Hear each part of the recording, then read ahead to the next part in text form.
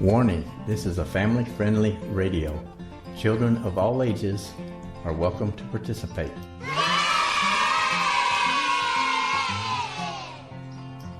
This is my grandpa's geocaching talk show.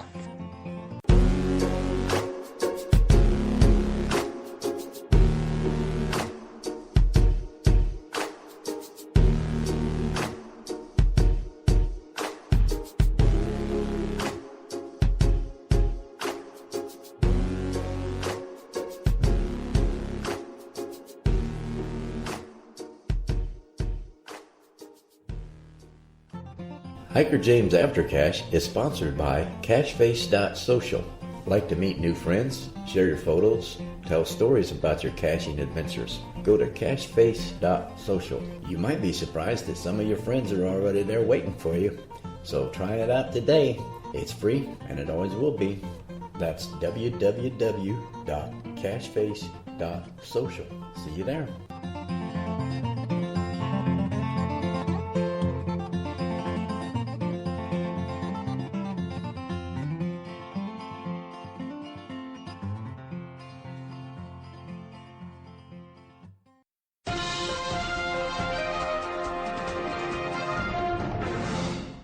And now for our latest news.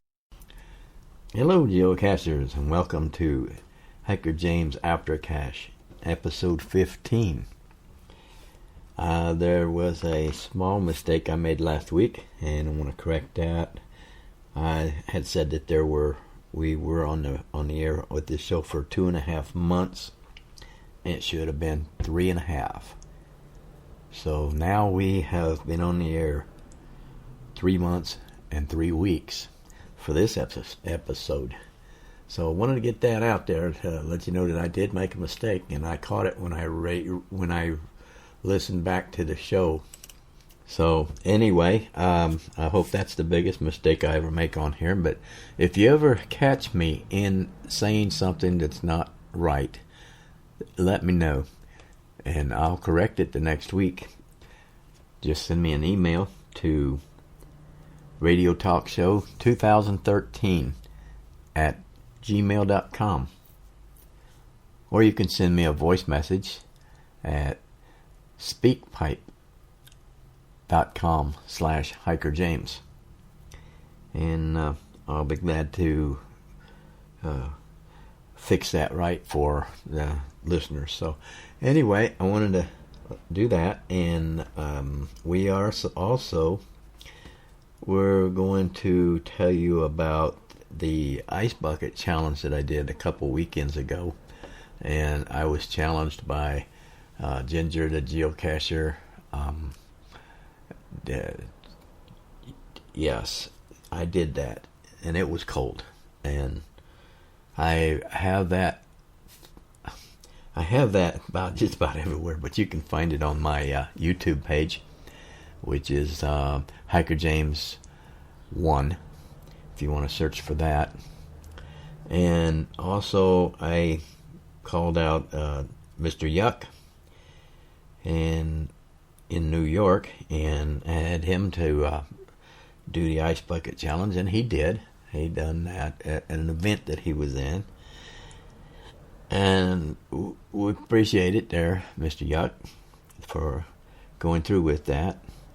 If you go to his to the blog page, you can see on there where you can actually go and to, let's see, we're geocaching blog, open caching North America. Okay, if you go to blog.opencaching.us, and that is still the top on the list there for his blog.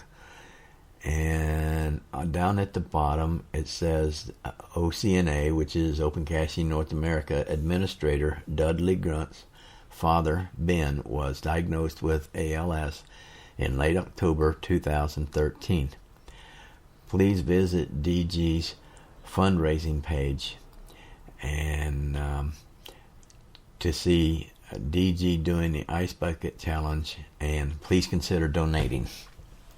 So if you need that address, I can read the address to you here, but you can click right on it off of blog.opencaching.us. The address is tinyurl.com/bins-buddies.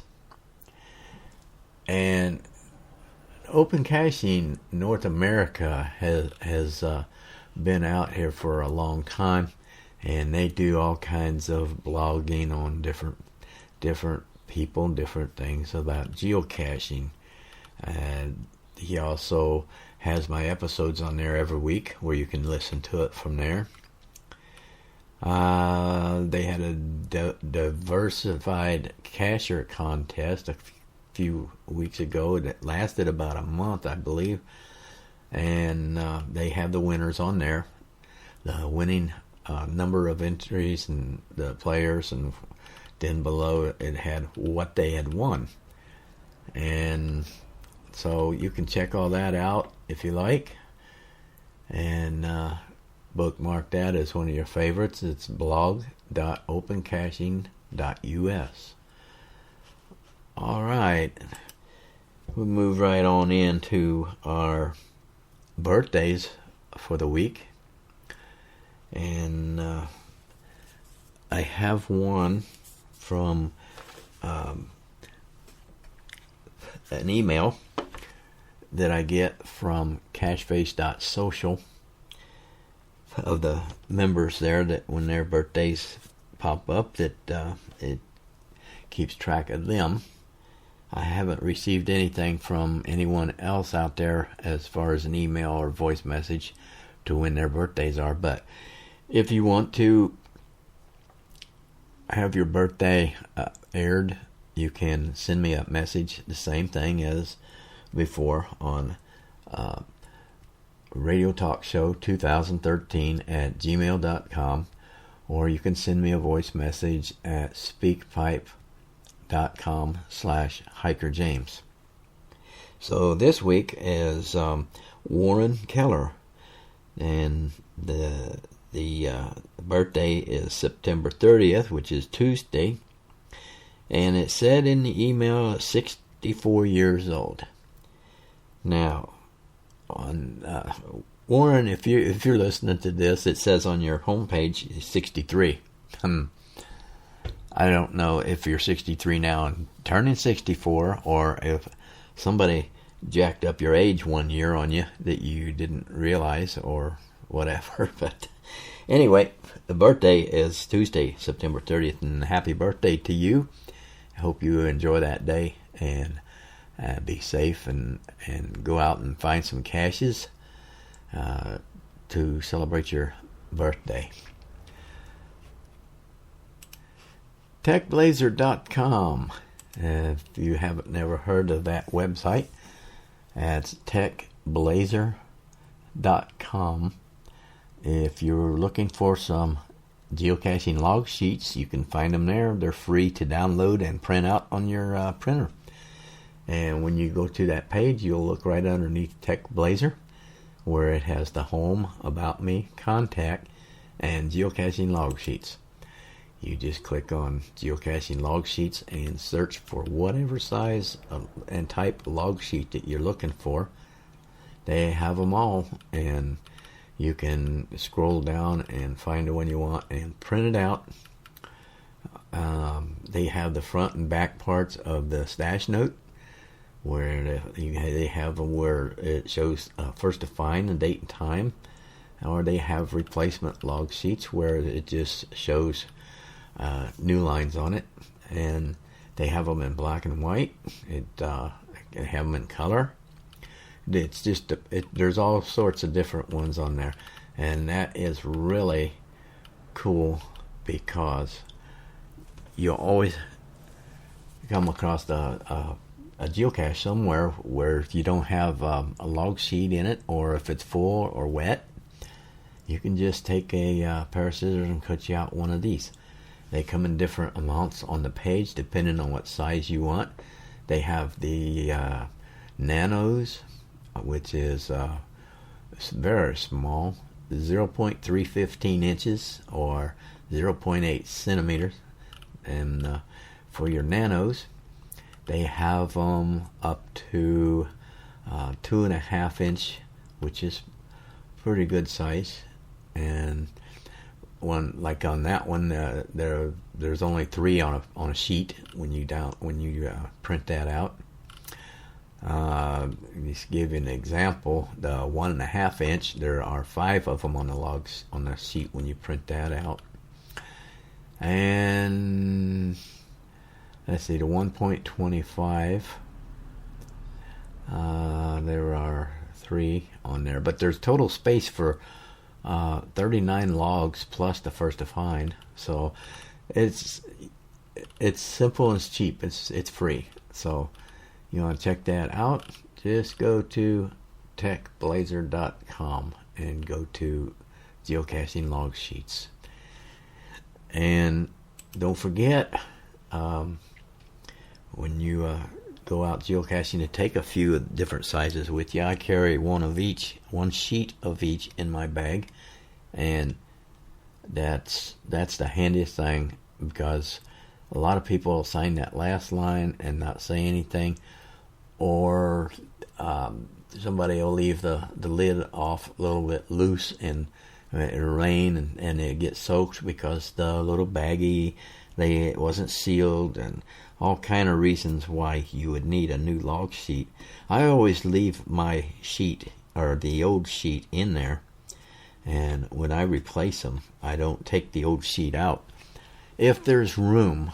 Now, sometimes there's not enough room, but if you wanted to, you could just cut it down to where it would take and hold maybe 5 or 6 more signatures on the new sheet.